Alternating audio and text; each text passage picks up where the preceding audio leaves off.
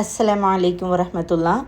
തുടക്കത്തിൽ നമ്മൾ വായിക്കാൻ തിരഞ്ഞെടുത്തിരിക്കുന്നത് മുഹമ്മദ് നബി സല്ലല്ലാഹു അലൈഹി വസല്ലമയുടെ ജീവചരിത്ര സംഗ്രഹം സഫിയുർ റഹ്മാൻ മുബാറക് പൂരി. വിവർത്തനം മുഹമ്മദ് സലീം സുല്ലമി. പരിശോധന ഡോക്ടർ ഹുസൈൻ മടവൂർ. പബ്ലിഷ് ചെയ്തിരിക്കുന്നത് Darussalam international publishers, distributors, Riyadh, Saudi Arabia. നമ്മളിതിൽ മുഹമ്മദിൻ്റെ ജനനവും പ്രവാചകത്വവും എന്ന ടോപ്പിക്ക് മുതലാണ് വായിക്കാൻ സ്റ്റാർട്ട് ചെയ്യുന്നത് ഇൻഷാ അല്ലാഹ്. മുഹമ്മദിൻ്റെ ജനനവും പ്രവാചകത്വവും. പ്രവാചക പ്രഭു മുഹമ്മദ് സല്ലല്ലാഹു അലൈഹി വസല്ലമ മക്കയിലെ ഹാഷിം വംശത്തിൽ റബിയുൽ അവൽ 9 തിങ്കളാഴ്ച കാലത്ത് ഭൂജാതനായി. ആനക്കലഹ സംഭവത്തിൻ്റെ 1-ാം വർഷവും കിസ്ര അനുഷർവാൻ്റെ ആധിപത്യത്തിൻ്റെ 4-ാം വർഷവുമാണിത്. മഹാപണ്ഡിതനായ മുഹമ്മദ് സുലൈമാൻ മൻസൂർപൂറിൻ്റെയും ഗോളശാസ്ത്രജ്ഞൻ മുഹമ്മദ് പാഷയുടെയും അഭിപ്രായത്തിൽ ഇത് ക്രിസ്താബ്ദം 571 ഏപ്രിൽ 20 22 ആണ്. ഇബ്നു സഅദ് റസൂൽ സല്ലല്ലാഹു അലൈഹി വസല്ലമയുടെ മാതാവ് പറഞ്ഞതായി ഉദ്ധരിക്കുന്നു: ഞാൻ അവനെ പ്രസവിച്ചപ്പോൾ എൻ്റെ ഗുഹ്യഭാഗത്ത് നിന്ന് ഒരു പ്രകാശം പുറപ്പെടുകയും അത് സിറിയൻ കൊട്ടാരം പ്രകാശമാനമാക്കുകയും ചെയ്തു. ഇർബാദ് ബനു സാരിയയിൽ നിന്ന് ഇമാം അഹ്മദും ഇതുപോലൊന്ന് റിപ്പോർട്ട് ചെയ്യുന്നുണ്ട്. ജനനത്തോടനുബന്ധിച്ച് ഇങ്ങനെ പല അത്ഭുതങ്ങളും നടന്നതായി നിവേദനം ചെയ്യപ്പെടുന്നുണ്ട്. കിസ്രായുടെ കൊട്ടാരം തകർന്നതും അഗ്നിപൂജകരുടെ തീയണഞ്ഞതും സാവ തടാകത്തിന് ചുറ്റുമുള്ള ചർച്ചുകൾ തകർന്നതുമെല്ലാം ബൈഹക്കിയിലും തൊബരിയിലും മറ്റും ഇതുപോലുള്ള റിപ്പോർട്ടുകൾ കാണാം. പക്ഷേ ഇവയ്ക്കൊന്നും തന്നെ സ്വീകാര്യമായ നിവേദന പരമ്പരകളില്ല. ചരിത്രം രേഖപ്പെടുത്തുന്ന സമൂഹങ്ങളായിരുന്നിട്ടും അവരുടെ ചരിത്രത്തിൽ ഇത്തരം സംഭവങ്ങളൊന്നും കാണുന്നുമില്ല. പ്രസവിച്ച ഉടനെ മാതാവ് പിതാമഹൻ അബ്ദുൽ മുത്തലിബിൻ്റെ അടുക്കലേക്ക് പൗത്രൻ്റെ ജനനത്തെക്കുറിച്ച് സന്തോഷവാർത്ത അറിയിച്ചു.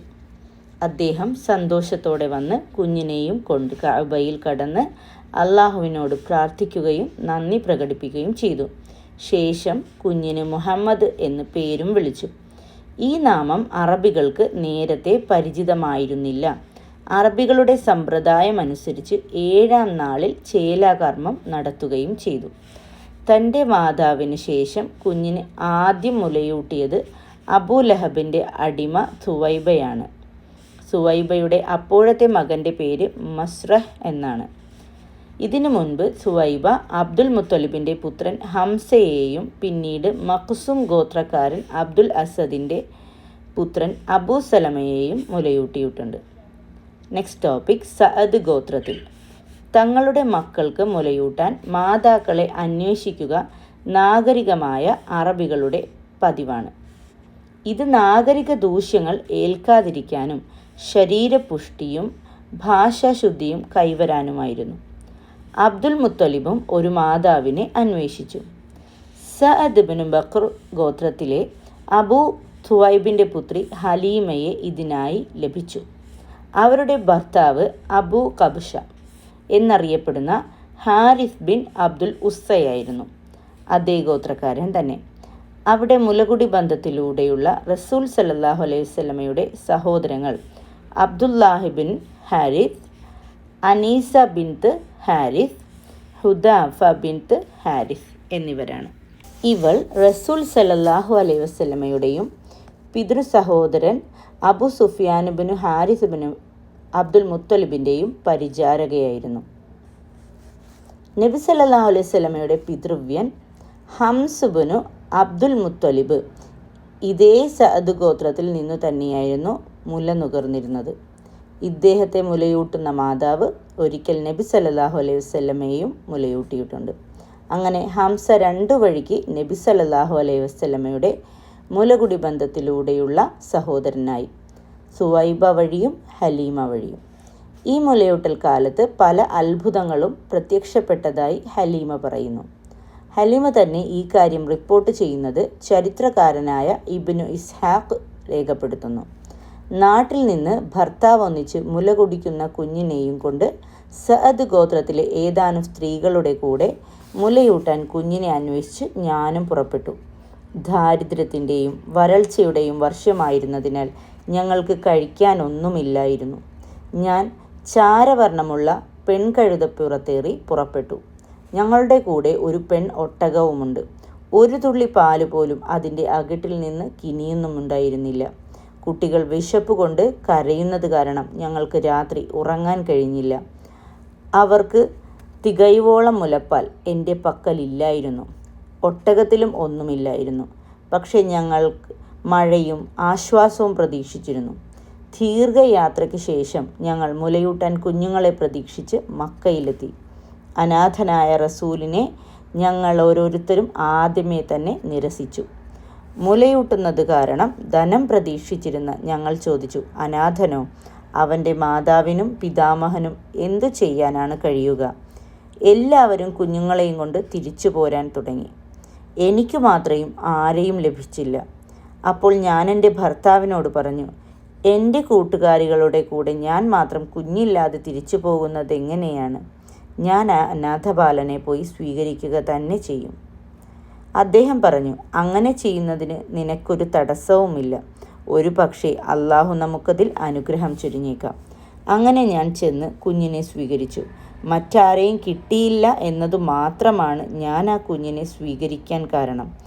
ഞാൻ അവനെയും കൊണ്ട് വാഹനത്തിലേറി മടിയിലിരുത്തി മുല നൽകിയപ്പോൾ മുലയിൽ ധാരാളം പാൽ. വയറു നിറയെ അവനും അവൻ്റെ സഹോദരനും കുടിച്ചു. രണ്ടുപേരും സുഖമായി ഉറങ്ങി. എൻ്റെ കുഞ്ഞ് ഇതിനു മുമ്പ് രാത്രി നന്നായി ഉറങ്ങിയിട്ടേയില്ല. എൻ്റെ ഭർത്താവ് ഒട്ടകത്തെ സമീപിച്ചപ്പോൾ അകിട് നിറയെ പാൽ കറന്നെടുത്ത് ഞാനും ഭർത്താവും മതി വരുവോളം കുടിച്ചു. സന്തോഷത്തോടെ രാത്രി കഴിച്ചുകൂട്ടി. പുലർന്നപ്പോൾ എൻ്റെ ഭർത്താവ് പറഞ്ഞു, ഹലീമ, നിനക്കറിയുമോ, നീ ഒരു അനുഗ്രഹീതമായ ഉറവയാണ് സമ്പാദിച്ചത്. ഞാൻ പ്രതിവചിച്ചു, അള്ളാഹുവാണ്, ഞാനും അങ്ങനെ തന്നെ പ്രതീക്ഷിക്കുന്നു. പിന്നീട് ഞങ്ങൾ യാത്ര തുടർന്നു. എൻ്റെ കഴുതപ്പുറത്ത് ഞാൻ ഭർത്താവിനെയും കൂടി വഹിച്ചു. മറ്റുള്ളവരെയെല്ലാം പിന്നിലാക്കി ഞങ്ങൾ മുന്നോട്ട് കുതിച്ചുകൊണ്ടിരുന്നു. എൻ്റെ കൂട്ടുകാരികൾ പറഞ്ഞു, അബൂ ധുവൈബിൻ്റെ പുത്രി, നാശം, ഞങ്ങളെയും കാത്തു നിൽക്കൂ. നീ കൊണ്ടുവന്ന പെൺകഴുത തന്നെയല്ലേ ഇത്? ഞാൻ പറഞ്ഞു, അള്ളാഹുവാണേ, അതു തന്നെയാണിത്. അപ്പോൾ അവർ പ്രതികരിച്ചു, അള്ളാഹുവാണേ, ഇതിനെന്തോ ഒന്നുണ്ട്. ഞങ്ങൾ വീടുകളിൽ തിരിച്ചെത്തി. ഏറ്റവും വരണ്ടു കിടന്നിരുന്ന ഭൂപ്രദേശമായിരുന്നു അവയെല്ലാം. പക്ഷേ എൻ്റെ ആടുകൾ വയറും അകിടും നിറഞ്ഞവരായി നിൽക്കുന്നു. ഞങ്ങൾ കറന്നു കുടിച്ചു. വീണ്ടും നിറയെ പാൽ. ഞങ്ങളുടെ കൂട്ടത്തിലുള്ള ആളുകൾ അവരുടെ ഇടയന്മാരോട് പറയാൻ തുടങ്ങി, അബൂ ധുവൈബിൻ്റെ പുത്രിയുടെ ആടുകൾ മേയുന്നിടത്ത് നിങ്ങളും മേയ്ക്കുക. അവരുടെ ആടുകൾ വയറൊട്ടി പാലില്ലാതെ വൈകിട്ട് മടങ്ങുമ്പോൾ എൻ്റെ ആടുകൾ വയറു നിറച്ചു പാലും നിറഞ്ഞു മടങ്ങുന്നു. അങ്ങനെ 2 വർഷം അള്ളാഹുവിൻ്റെ അനുഗ്രഹങ്ങൾ ധാരാളം അനുഭവിച്ചുകൊണ്ട് ഞങ്ങൾ പൂർത്തിയാക്കി.